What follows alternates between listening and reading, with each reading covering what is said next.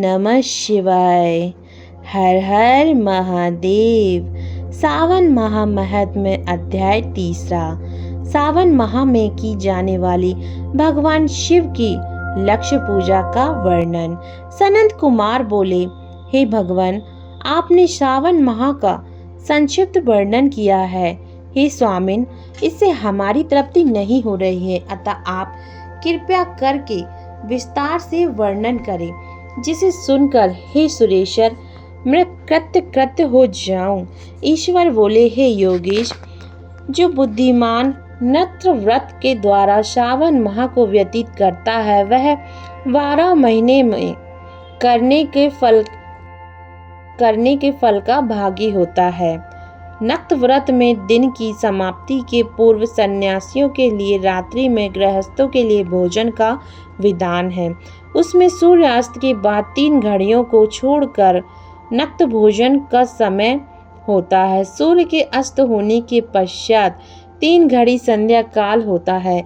संध्या वेला में आहार, मैथुन, निद्रा और चौथा स्वाध्याय, इन चारों कर्मों का त्याग कर देना चाहिए।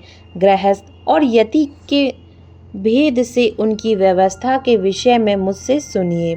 सूर्य के मंद पड़ जाने पर जब अपनी छाया अपनी शक्ति 2 गुना हो जाए, उस समय के भोजन को यति के लिए नक्त भोजन कहा गया है। रात्रि भोजन उनके लिए नक्त भोजन नहीं होता। तारों के दृष्टिगत होने पर विद्वानों ने गृहस्थ के लिए नक्त कहा गया है। यति के लिए दिन के 8वें भाग के शेष रहने पर भोजन का विधान है। उसके लिए रात्रि में भोजन का निषेध कहा गया है। गृहस्थ को चाहिए कि वह विधि पूर्वक रात्रि में भोजन करे और यति, विधवा तथा विदुर व्यक्ति सूर्य के रहते भोजन करे। विदुर व्यक्ति यदि पुत्रवान हो तब उसे भी रात्रि में भोजन करना चाहिए।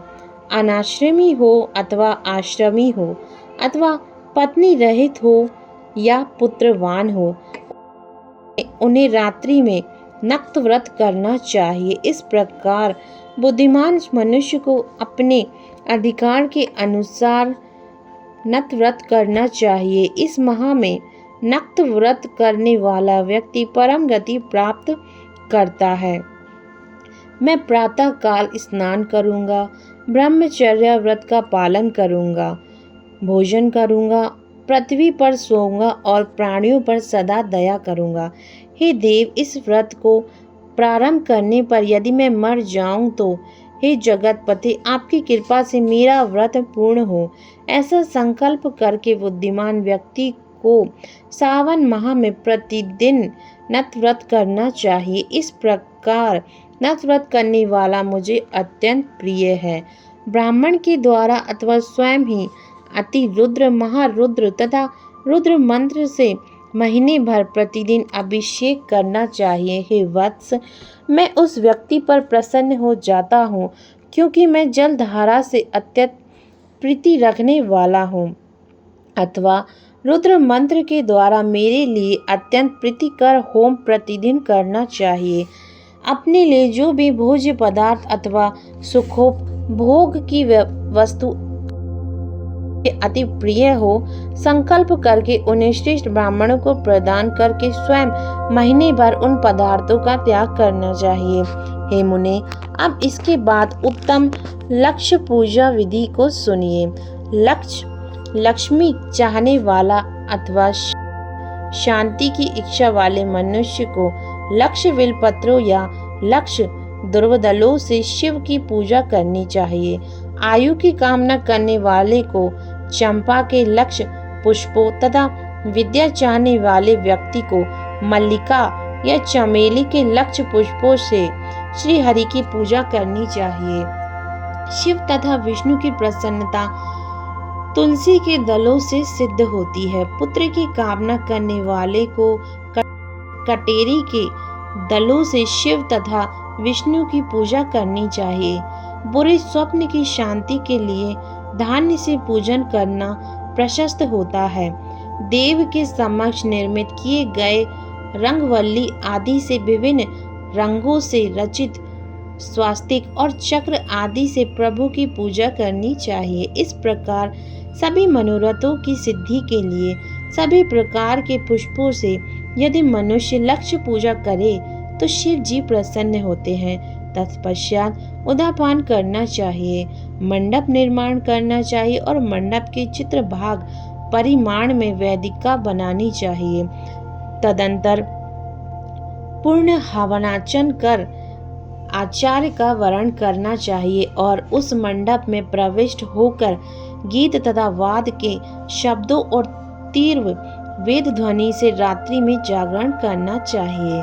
वेदिका के ऊपर लिंग तो भद्र बनाना चाहिए और उसके बीच में चावलों से सुंदर कैलाश का निर्माण करना चाहिए।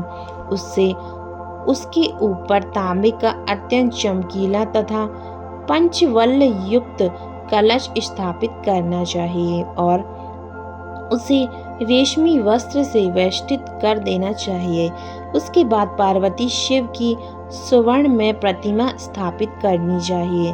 तत्पश्चात पंचामृत पूर्वक धूप दीप तथा निवेद से उस प्रतिमा की पूजा करनी चाहिए और गीत वाद नृत्य तथा वेद शास्त्र तथा पुराणों के पाठ के द्वारा रात्रि में जागरण करना चाहिए। इसके बाद प्रातःकाल भली भांति स्नान करके पवित्र हो जाना चाहिए और अपनी शाखा में निर्दिष्ट विधान के अनुसार वेदिका निर्माण करना चाहिए। तत्पश्चात मूल मंत्र से या गायत्री मंत्र से शिव के सहस्त्र नामों के द्वारा तिल तथा धृत मिश्रित खीर से होम करना चाहिए अथवा जिस मंत्र से पूजा की गई हो उसी से होम करके पूर्ण आहुति डालनी चाहिए। इसके बाद वस्त्र अलंकार तथा भूषणों से भली भांति आचार्य का पूजन करना चाहिए। तत्पश्चात अन्य ब्राह्मणों का पूजन करना चाहिए और उन्हें दक्षिणा देनी चाहिए। जिस वस्तु से उमापति शिव की लक्ष्य पूजा हो उसका दान करना चाहिए। स्वर्णमय मूर्ति बनाकर शिव की पूजा करनी चाहिए। यदि दीप कर्म किया हो तो उस दीपक का दान करना चाहिए। चांदी का दीपक और स्वर्ण की वर्तिका अथवा बत्ती बनाकर उसे गोधृत से भरकर सभी कामनाओं और अर्थ की सिद्धि के लिए उसका दान करना चाहिए। इसके बाद प्रभु से क्षमा प्रार्थना करनी चाहिए और अंत में 100 ब्राह्मणों को भोजन कराना चाहिए। हे मुने, जो व्यक्ति इस प्रकार पूजा करता है मैं उस पर प्रसन्न होता हूँ। उसमें जो भी श्रवण मास की मैं पूजा करता हूँ उसका अनंत फल जो पूजा करता है उसे अनंत फल मिलता है। यदि अपने लिए अत्यंत प्रिय कोई वस्तु मुझे अर्पण करने के विचार से इस माह में कोई त्यागता है तो अब उसका फल सुनिए। इस लोक में तथा परलोक में उसकी प्राप्ति लाख गुना अधिक होती है। सकाम करने से अभिलाषित सिद्धि होती है और निष्काम करने से परम गति मिलती है। इस माह में रुद्राभिषेक करने वाला मनुष्य उसके पाठ की अक्षर संख्या के एक एक अक्षर के लिए करोड़ करोड़ वर्षों तक रुद्र लोक में प्रतिष्ठा प्राप्त करता है। पंचामृत का अभिषेक करने से मनुष्य अमर तत्व प्राप्त करता है। इस माह में जो मनुष्य भूमि पर शयन करता है उसका फल भी मुझसे सुनिए। हे द्विजी श्रेष्ठ, वह मनुष्य 9 प्रकार के रत्नों से जड़ी हुई सुंदर वस्त्र से आच्छादित बिछे हुए कोमल गद्दे से सुशोभित देश तकियों से युक्त रम्य स्त्रियों से विभूषित रत्न निर्मित दीपों से मंडित तथा अत्यंत मृदु और गरुणाकार प्रभाल मणि निर्मित अथवा हाथी दांत की बनी हुई अथवा चांदी की बनी हुई उत्तम या तथा शुभ शैया प्राप्त करता है। इस माह में ब्रह्मचर्य का पालन करने से वीर की पुष्टि होती है। ओज बल, शरीर की दृढ़ता और जो भी धर्म के विषय में उपकार होते हैं वह सब उसे प्राप्त हो जाता है। निष्काम ब्रह्मचर्य व्रति को साक्षात ब्रह्म प्राप्ति होती है और सकाम को स्वर्ग तथा सुंदर देव देवांगनाओं की प्राप्ति होती है। इस माह में दिन रात अथवा केवल दिन में अथवा भोजन के समय मौन व्रत धारण करने वाला भी महान भक्त हो जाता है। व्रत के अंत में घंटा और पुस्तक का दान करना चाहिए। मौन व्रत के महात्म्य से मनुष्य सभी शास्त्रों में कुशल तथा वेदांग में पारंगत होता है, बुद्धि में बृहस्पति के समान हो जाता है। मौन धारण करने का किसी से कलह नहीं होता, अतः मौन व्रत अत्यंत उत्कृष्ट होता है। इस प्रकार श्री स्कंद पुराण के अंतर्गत ईश्वर सनंत कुमार संवाद में श्रावण माह के महत्व में नक्त व्रत, लक्ष्य पूजा, भूमि शयन, मौनादिक व्रत कथन नामक तीसरा अध्याय पूरा हुआ। ओम नमः शिवाय। हर हर महादेव।